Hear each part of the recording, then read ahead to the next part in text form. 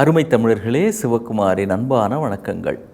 நம்ம பிள்ளைங்களுக்கெல்லாம் இது தேர்வுகள்லாம் நடந்துக்கிட்டு இருக்கிற நேரம், இல்லை நடந்து முடிஞ்ச நேரம். இதுக்கு பிறகு நம்ம பிள்ளைங்களை வீட்டில் சமாளிக்கிறதுன்றது பெரும்பாடு. பள்ளி பிள்ளைகளாக இருந்தால் அல்லது குழந்தைங்களாக இருக்குன்னு வச்சிங்களேன், எல்கேஜி, உள்கேஜி, யூகேஜி இப்படிலாம் படிக்கிறாங்களே, அதுவாக இருந்தால் அதுங்க பண்ணுற வாழ்த்தனம் இருக்குதே, இந்த கொடுமை தாங்கலான்னு தான் கொண்டு போய் அதுங்களை ஸ்கூலில் சேர்த்ததே. இப்போ லீவ் விட்டாங்க. லீவ் விட்ட சில பேர் பாருங்கள், காலைல அவசர அவசரமாக எழுந்து ரெடியாகி பள்ளிக்கூடத்துக்கு போனது போக நிதானமாக எந்திரிக்கலாமே அப்படின்னு மெதுவாக எந்திரிக்கிற பிள்ளைகளும் உண்டு. கல்லூரி மாணவர்கள் கூட 8 மணிக்கு தான் எந்திரிப்பாங்க, 9 மணிக்கு எந்திரிப்பாங்க. எந்திரிச்சு உக்காந்து ஒரே போர் அடிக்குதுமா அப்படிம்பாங்க 9:30க்கு. எந்திரிச்சதே 9 மணி, 9:30க்கு போர் அடிக்குதுன்னா என்ன அர்த்தம்? அதுவும் காலைல எந்திரிச்ச உடனே டிவியில் ஏதாவது சினிமா பார்க்க ஆரம்பிச்சிருவாங்க. இல்லை உன் குழாய், நீங்கள் ஆங்கிலப்படுத்தி கொள்ளுங்கள், உன் குழாயில் அவங்க இஷ்டத்துக்கு ஏதாவது சினிமா பார்த்துட்ருப்பாங்க. அம்மா அங்கே என்னடா காலங்காத்தாலே சினிமா பார்த்துட்ருக்குற அப்படின்னா, நான் சினிமா பார்க்கலையே, டிவி தானே பார்க்குறேன் அப்படின்பா. அம்மாவை கலாய்க்கிறாங்களாம். ஜான்சன் அப்படின்னு ஒரு அருமையான அறிஞன் ஒருத்தன் ரொம்ப அருமையான ஒரு வாசகம் சொல்கிறான் பாருங்க. முன்னேற்றம் என்பது ஒரு பொழுதுபோக்கிலிருந்து இன்னொரு பொழுதுபோக்குக்கு செல்வது அல்ல, ஒரு வளர்ச்சியிலிருந்து அடுத்த வளர்ச்சியை நோக்கி செல்வது தான் முன்னேற்றம் அப்படின்னா. ஒரு காலத்தில் பேஜர் அப்படின்னே ஒரு கருவி இருந்தது, உங்களுக்கு தெரியுமான்றது எனக்கு தெரியல, பயன்படுத்தினவங்களை கேட்டு பாருங்கள். இப்போ செல்ஃபோன் இருக்குது பாருங்கள், இதுக்கெல்லாம் அது தாத்தா சின்ன டப்பா மாதிரி இருக்கும், அது இடுப்பில் சொருகிப்பாங்க. அப்போ அதுவே ஒரு பெரிய அந்தஸ்தான விஷயம். அப்படி பேஜரை பேண்ட் ஷர்ட்டில் இல்லை பேக்கெட்டை அப்படி வச்சுருப்பாங்க. யாராவது ஒருத்தர் உங்கள்கிட்ட பேசணும் அப்படின்னா அவங்க லேண்ட்லைன்லேருந்து ஃபோன் பண்ணுவாங்க. அந்த பேஜரில் அப்படி டிங் டிங் டிங் டிங்னு மெசேஜ் வரும். எடுத்து பார்த்தா யார் பேசுகிறாங்களோ அவங்களுடைய பேர், அந்த எண் எல்லாம் வரும். ப்ளீஸ் காண்டாக்ட் மீ அப்படின்னு அதில் வரும். அவங்களுடைய பேரை போட்டாங்கன்னா உடனே நம்ம போய் அது வச்சுருக்கிறவங்க இறங்கி பக்கத்தில் எங்கே ஒரு ஃபோன் இருக்கோ அங்கேருந்து என்னப்பா மெசேஜ் அனுப்பிச்சியே, பேஜர் பண்ணியிருந்தியே அப்படிம்பாங்க. அதுவே ஒரு காலத்தில் பெரிய ஒரு அந்தஸ்தான கருவி. ஆனால் அதிலிருந்து அடுத்ததாக செல்ஃபோன் என்கிற ஒரு கருவி வந்தது. அதற்கு அடுத்ததாக ஸ்மார்ட் ஃபோன் அப்படின்னு ஒன்று வந்தது. அதெல்லாம் உங்களுக்கு தெரிஞ்சிருக்கும்.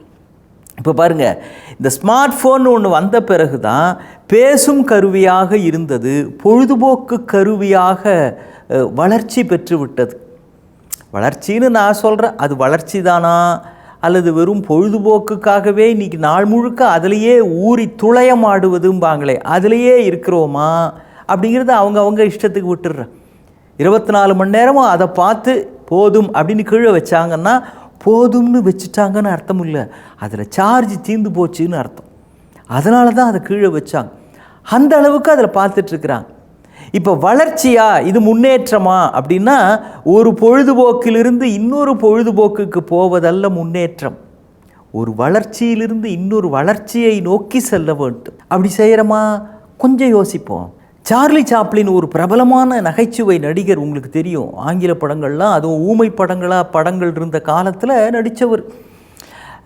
பேசும் படங்களாக மாறின பிறகு கூட, டாக்கீஸாக மாறின பிறகு கூட அவர் அந்த ஊமை படங்கள், சைலண்ட் மூவிஸில் தான் நடித்தார். கருப்பு வெள்ளை படங்களில் நடித்தார். அவருக்கு அது பேர் ரொம்ப பிரியம். அவர்கிட்ட கேட்குறாங்க, நீங்கள் எப்படி இவ்வளவு சக்ஸஸ்ஃபுல்லாக வந்துட்டீங்க அப்படின்னு கேட்டாங்க. அவர் சொன்னார், நான் சக்ஸஸ்ஃபுல்லாக வந்த பிறகு தான் உங்களுக்கு தெரியுது, 35 வருஷம் நான் பட்ட கஷ்டங்கள், செஞ்ச தியாகங்கள், செந்திய வியர்வை அதெல்லாம் வெளி உலகுக்கு தெரியாது அப்படின்னார். எந்த ஒரு வளர்ச்சிக்கு பின்னாலும் அப்படி ஒரு மகத்தான தியாகம் இருக்கிறது. ஆனால் இதில் ஒரு சிறப்பு என்ன அப்படின்னா, நீங்கள் அப்படி உழைக்க தயாராக இருந்தால், வெற்றி பெற்றே தீர்வது என்கிற வெறியோடு இருந்தால், அது முழுவதும் உங்கள் கையில் இல்லை, ஆனால் அதற்கு 50% நீங்கள் உழைத்து விட்டால் மீதி உள்ள 50% அதுவே பார்த்து கொள்ளும் அப்படின்னு பெஞ்சமின் ஃப்ராங்க்லின் அப்படின்னு ஒரு மேதை சொல்கிறார்.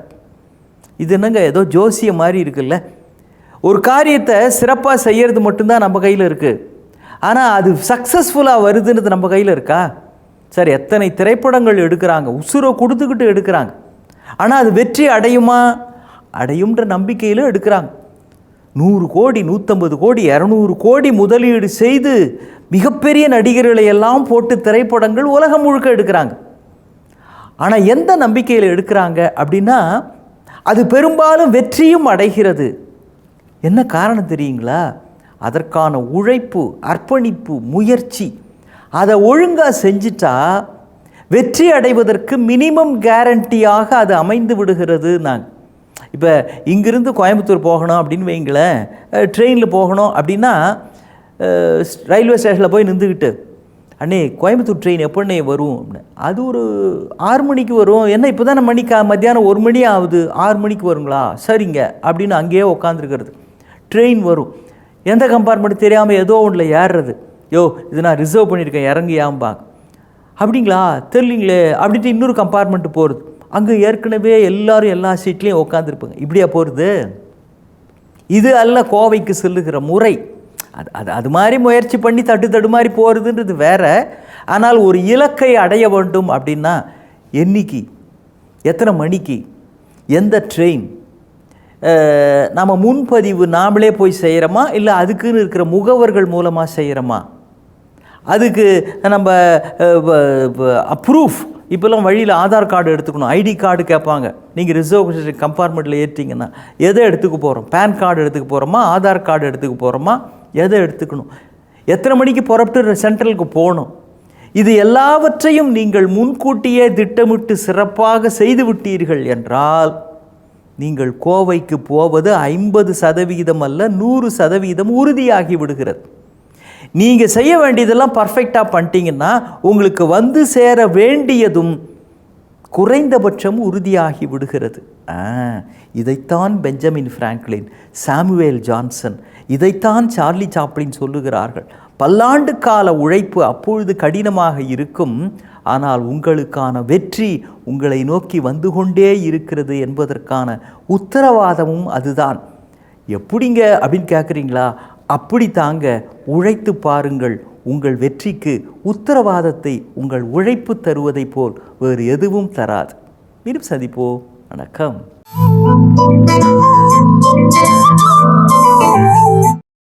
இன்னும் பல வீடியோக்களை காண சன் லைஃப் சேனலை சப்ஸ்கிரைப் பண்ணுங்க.